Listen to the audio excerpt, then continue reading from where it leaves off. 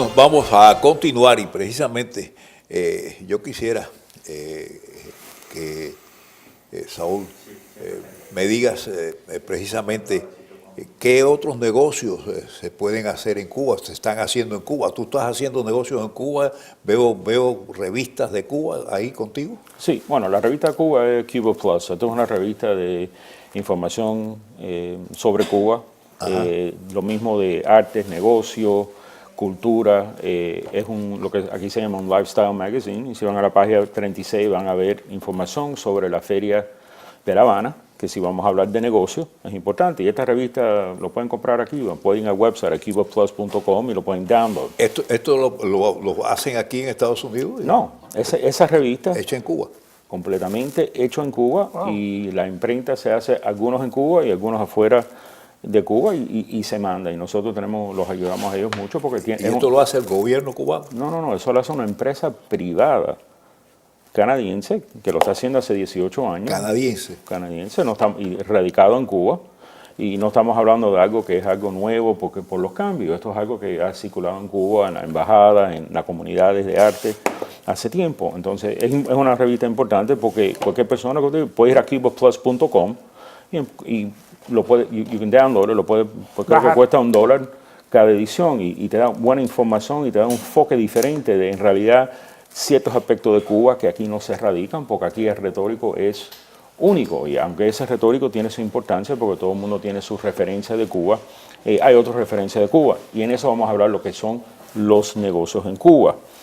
¿Los cubanos americanos pueden hacer algún negocio en Cuba desde aquí y tenerlo allí? Bueno, desde el 19 de septiembre, OFAC emitió unos cambios autorizados por el presidente de los Estados Unidos, que ha quitado casi todos los requisitos de licencia. Antes se necesitaban licencia para ferry, necesitaban licencia para aviones, se necesitaba para comida. Todo eso ya está fuera.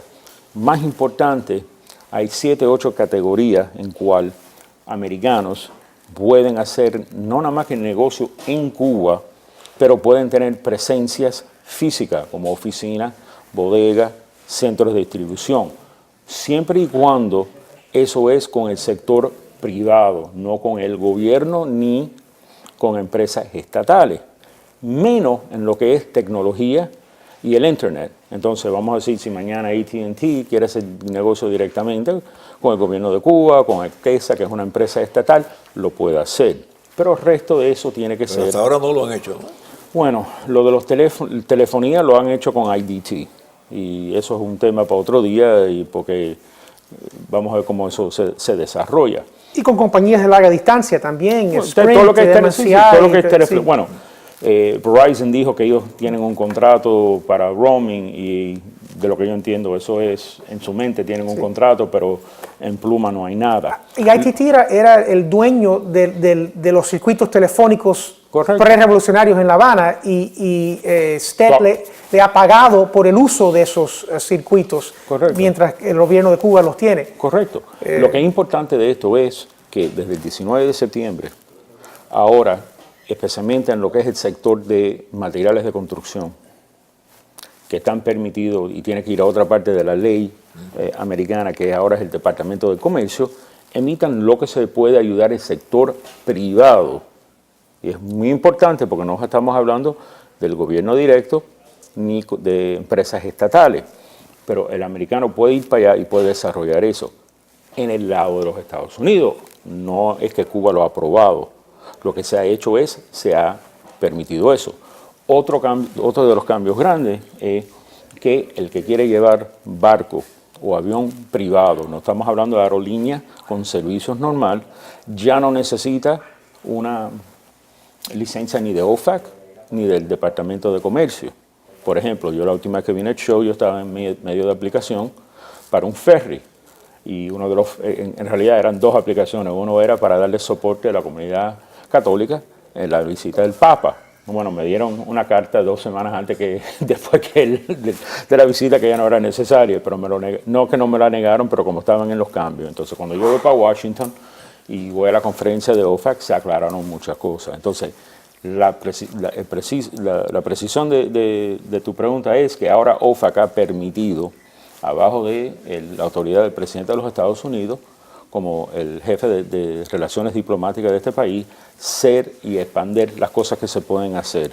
Otra cosa que es increíble, que permiten ahora abogados de los Estados Unidos a representar cubanos o en Cuba o en terceros países.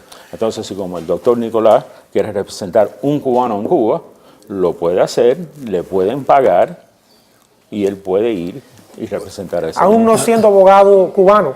No, siendo abogado americano. Interesante. ¿Okay? Y hay razones por eso, pero eso es para otro show. Bueno, pero mira, por ejemplo, hay personas que en Cuba están comprando, por ejemplo, una finca, una casa, una finca, ¿verdad? Y entonces esa finca resulta que es de una persona que está aquí en Miami, que tuvo que salir de allá para acá huyendo, y entonces, ¿cómo es posible que le den esa finca, se la compren a un cubano que está aquí también? Lo que se está sucediendo son cosas que abajo de la ley cubana no son correctas. La única persona que puede comprar una propiedad en Cuba, número uno, es una propiedad residencial, no puede ser comercial. La persona que puede comprar una propiedad residencial en Cuba es una persona que vive en Cuba o se ha repatriado, que muchas personas han hecho. Entonces, al minuto de uno repatriarse, y te estoy hablando, esto es un estudio que se hizo y fue el estudio en cual la ley se forma, que fue por el Centro de Estudios Hemisféricos. Esto quiere decir que una persona que dejó, por ejemplo, un edificio y vino para acá, ahora puede ir a Cuba y a recoger su edificio. No. En Cuba, en el año 60, se pasó la ley de la reforma urbana. La ley de la reforma urbana, en lo que es propiedades que no eran residenciales, vamos a decir, edificios de renta, de alquiler. Y esto es algo que el doctor Gutiérrez sí sabe bastante y se reconoce como experto. El gobierno cubano le dio al dueño de esa propiedad dos opciones: o recibir medio de las rentas, la mitad de las rentas que sus inquilinos estaban pagados por vida, o el gobierno venía y le pagaba una suma negociada. Muchas personas dicen que no fue justo, pero bueno, fue la suma, se lo entregaron y se dieron su interés. Porque en Cuba... ¿Y se está haciendo eso ya? Bueno, eso es del año 60, la ley urbana convirtió a la gente que eran rentando propiedades a propietarios. Eso era la parte de una de las cosas que la revolución prometió. Y en ese aspecto lo hicieron a las personas que se quedaron en Cuba. Ahora, si uno se fue de Cuba, por eso Cuba dice, si tú te fuiste, tú no tienes el derecho de compensación por esas propiedades. Otra vez, eso es un show completo, te estoy diciendo un análisis breve, sumario y no conclusivo en poder argumentar, pero eso es la ley en Cuba. Entonces, el que se quedó fue compensado, ¿okay? El que estaba rentando abajo de la ley urbana del 1960 era propietario. Entonces, eso era parte de lo que prometió la revolución y en eso no hay duda que lo cumplieron. No lo cumplieron en la manera necesariamente que los que se fueron de Cuba les gusta, pero se fueron y se... Sin embargo... A ver, háblame de eso. O sea, los registros de propiedad en Cuba siguen intactos. Correcto. O sea, no están modernizados, computarizados, pero siguen intactos.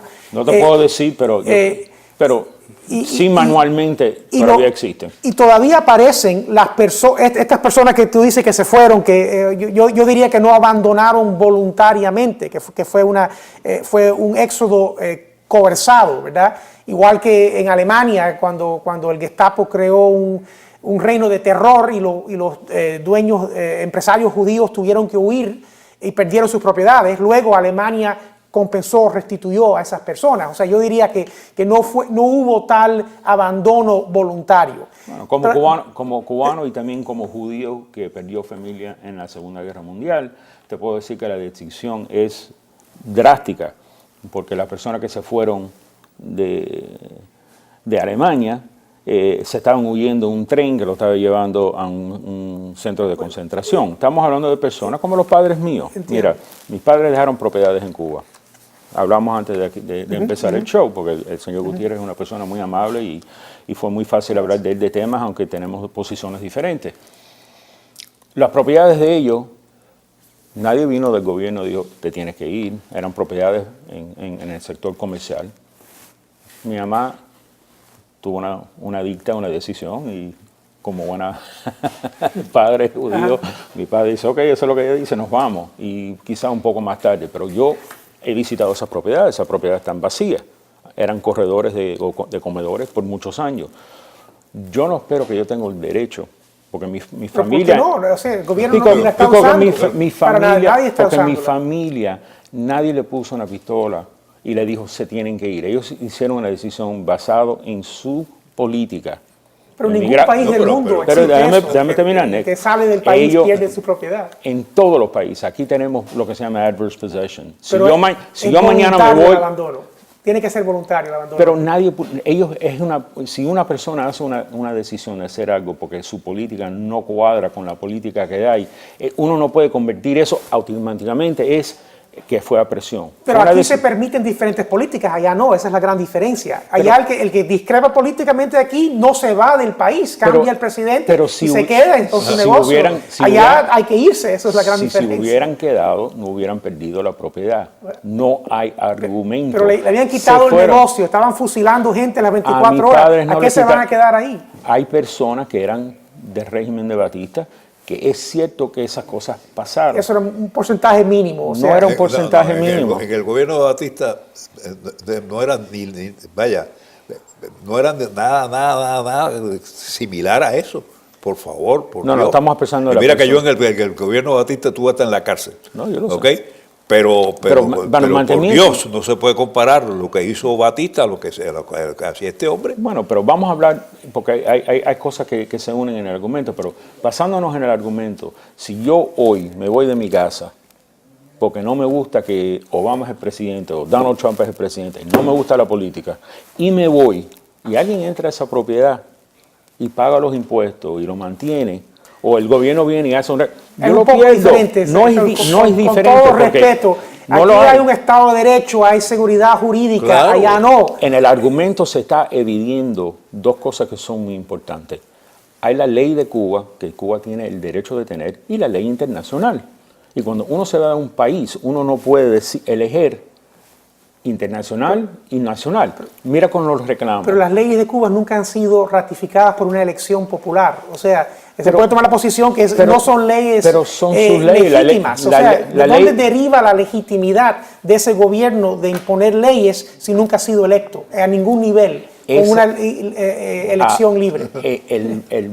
Abajo de las leyes de Cuba, y yo no soy ni pro, ni anti-Cuba, ni anti... No es anti-Cuba, es anti-Castro.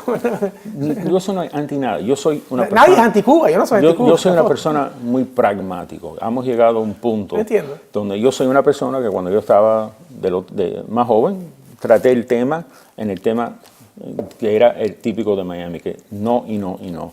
Y llegamos a un punto donde eso ya no trabaja. Entonces tenemos que ver si en realidad se está haciendo cosas diferentes en Cuba que justifican mover la posición. Yo no fui una persona que me desperté un día y dije, ay, qué bueno, se puede hacer negocio en Cuba, déjame ir para allá. Yo la primera cosa que fui para Washington, me senté, toqué en la puerta y hablé con diplomáticos que a mí no me conocieron y dijeron, mira, esto es lo que yo quiero hacer, quiero conocer a Cuba, esto es lo que tengo preocupado, fui para allá. Y cuando yo llegué a la conclusión que sí habían cambios, yo empecé a hacer lo que vine a hacer. Fantasía que vamos a regresar a la Cuba del año 59 no va a pasar. Pero nadie está hablando de eso. Sí lo hay. Mario Díaz Valar, Ileana, todas estas personas dicen que es 1959 o nada. Es democracia, es Estado de Derecho, es las protecciones mínimas que cualquier otro país democrático en el mundo de hoy retórica. disfruta. Perdón, no quería hablar sobre ti. Si tú vas a otros países, ellos piensan que los Estados Unidos es ridículo, que cómo es posible que ellos de una mano dicen eso y en otro entran a Afganistán, Siria, hacen cosas. Entonces, y se van, no se quedan, pero se van. Usted y yo sabemos que eso es correcto en ese contexto, pero hay otros que no. Entonces, la política, ¿cómo se ven las cosas? Okay. Uno tiene que ser pragmático. Volviendo a los registros de propiedad. Un segundito antes que vamos a eso. Porque el problema con el argumento es, de un lado, las personas que dicen que el gobierno cubano no hace suficiente por su gente, pero al otro lado dicen, vamos a negarle la oportunidad. Tiene que ser uno o el otro. Bueno, Lamentablemente se nos fue el tiempo y vamos a continuar después de estos comerciales.